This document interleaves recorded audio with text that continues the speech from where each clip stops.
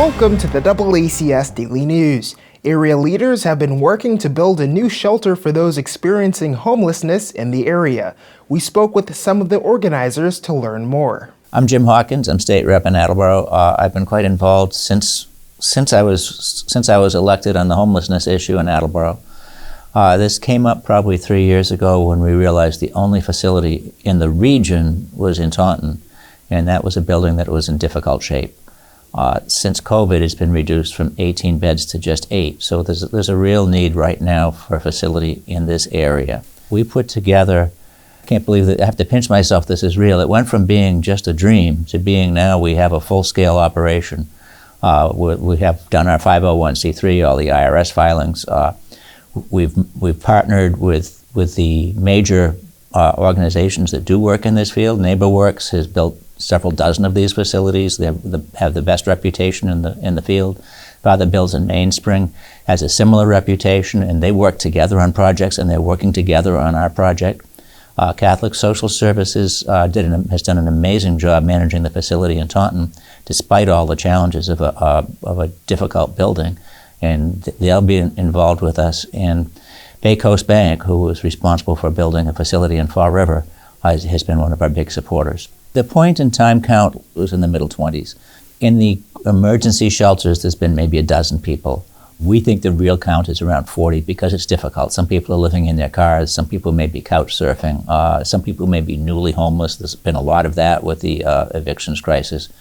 So we feel the actual number is somewhere around 40. One of the things you have to realize about chronic homelessness is it typically involves past trauma, drug addiction, alcoholism, a lot of issues that are very difficult to deal with. So what this facility will have is 18 crisis beds on the first floor, and the second and third floor will have 20 permanent supported housing units.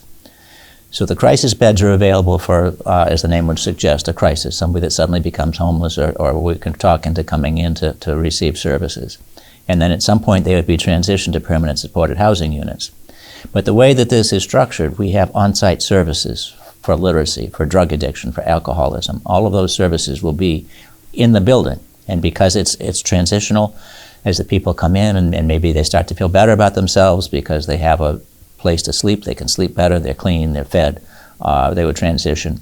The facility in Brockton, I believe, has told us that typically people stay 2 or 3 years, although there isn't a timeline to that with mental health. You can't say it has to happen in 3 months or 6 months, or there isn't a way to put a timeline on it.